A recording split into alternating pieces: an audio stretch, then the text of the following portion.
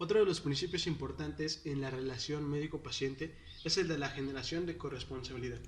En el libro mencionaba que la responsabilidad es una virtud del ser humano que adquiere desde el momento en que nace y que le permite a éste responder ante cualquier situación. Responsabilidad es una palabra que proviene de un verbo latino responderé, que literalmente significa prometer u obligarse, en este caso, al individuo a realizar cualquier acción a la que éste se haya comprometido anteriormente. Esta palabra tiene una estrecha relación con la palabra respondere, que significa asumir una obligación. Dentro de los muchos factores que existen que pueden afectar de manera directa a este principio está la inmadurez social dentro de los primeros, la cual se refleja por la no aceptación de la propia unicidad, es decir, pretender ser otro y no ser el que se es. Esto quiere decir que el médico que no esté preparado con los conocimientos suficientes para tratar a un paciente no tiene derecho a tratarlo.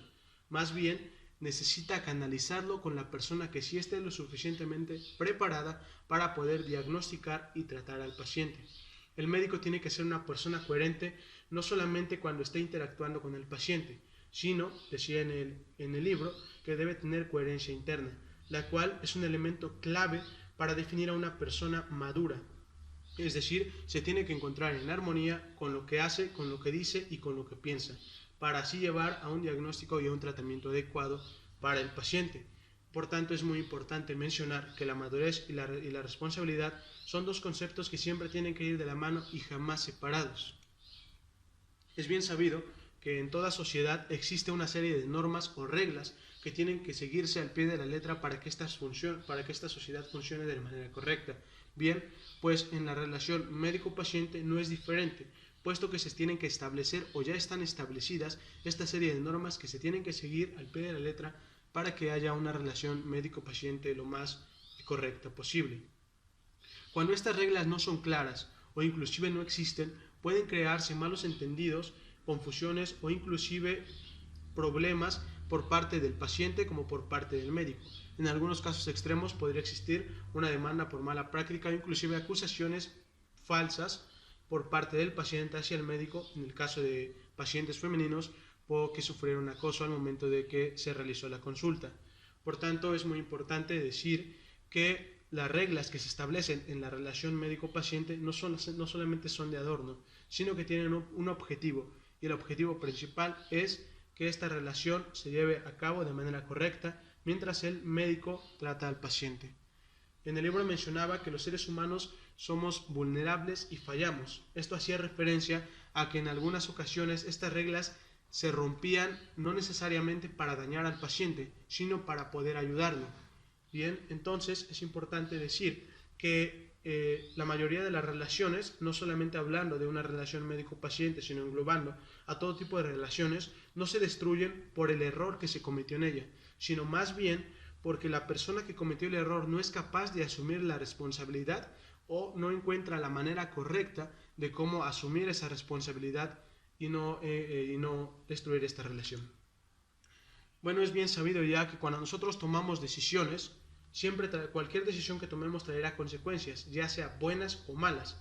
Y este tipo de consecuencias dependerá directamente de la forma o de la manera en que nosotros tomamos la decisión.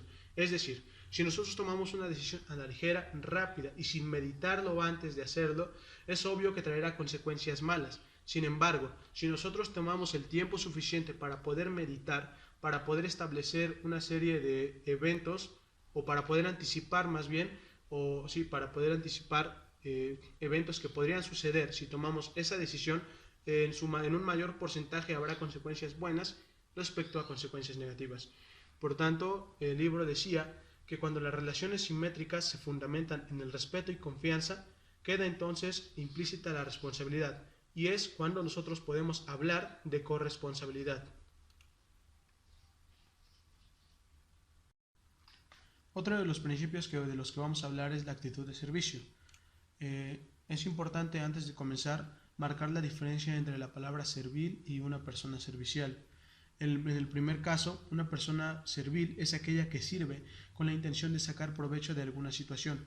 Es decir, el libro ponía un ejemplo de un mesero y en un restaurante específicamente de un mesero y un cliente. El mesero se podría decir que es una persona servil, puesto que no te está atendiendo porque él quiera, sino más bien porque está recibiendo una remuneración económica por parte del restaurante y en caso de que tú dejaras propina, por parte tuya también. De diferente manera, una persona servicial es toda aquella persona que colabora de forma libre y principalmente voluntaria en favor a alguien, pero lo más importante, sin esperar nada a cambio. Por tanto, podríamos decir que servir es un compromiso que se tiene que asumir de manera libre y con disposición, siempre y cuando ayudando a alguien y no esperando nada a cambio. Por tanto, el término servicio hace referencia a la actividad o al conjunto de actividades de naturaleza casi siempre intangible, es decir, que no podemos tocar, que se realiza a través de la interacción entre un cliente y un empleado, el caso o el ejemplo del mesero y el cliente del restaurante. Es importante, o bueno, más bien, contrario a lo que pensábamos, o lo que pensamos la mayoría de las personas, que al adquirir un servicio va a satisfacer nuestras necesidades, el libro nos desmiente diciéndonos que no es así, puesto que un servicio no va a satisfacer plenamente tus necesidades, sino más bien te puede otorgar o te da la posibilidad de que tú satisfagas tus necesidades de manera personal.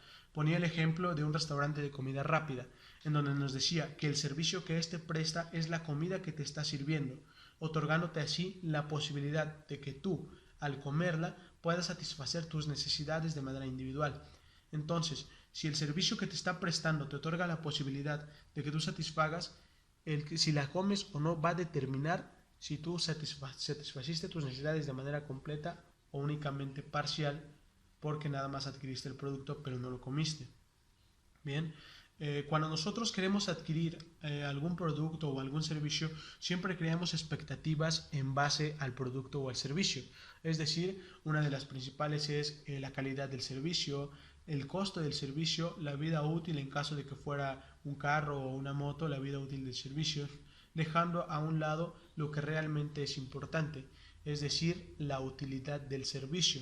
Por tanto, dice el libro que muchas de las expectativas que se generan ni siquiera, en base al servicio, ni siquiera el consumidor las tiene claras. Esto porque dejamos a un lado la verdadera expectativa que nos tendríamos que crear del servicio que vamos a adquirir, que es la utilidad del mismo. Mencionaba algo muy importante el libro, que son los fines encubiertos. Bien, dice que estos la mayoría de las veces no se manifiestan de manera consciente y estos viven en el subconsciente. Por tanto, a veces cuando adquirimos un servicio o a pesar de ya haberlo adquirido, tenemos aún esa sensación de insatisfacción personal y no nos podemos explicar por qué. El libro ponía un ejemplo de una familia que adquiría un televisor.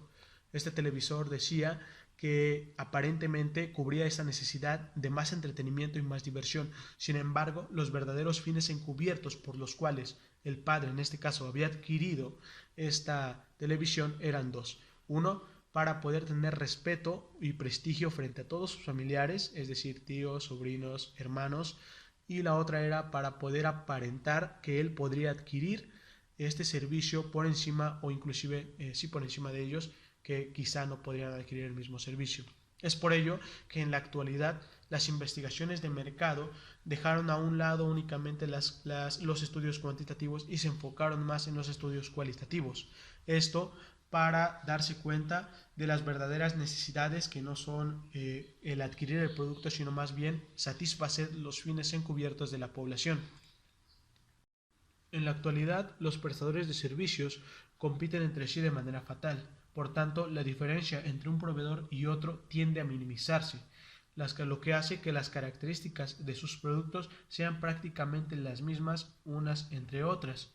Entonces, el verdadero reto aquí es desarrollar y promover bienes que definan una ventaja competitiva, es decir, que se enfoquen lejos en la aparente necesidad de la población en satisfacer los fines encubiertos de la misma. Por tanto, el estudio del comportamiento del consumidor ya no está orientado a lo que antes eran o se llamaban necesidades básicas, sino más bien ya está enfocado a identificar los fines encubiertos para así que estos proveedores obtengan una ventaja competitiva sobre otros proveedores con los mismos productos.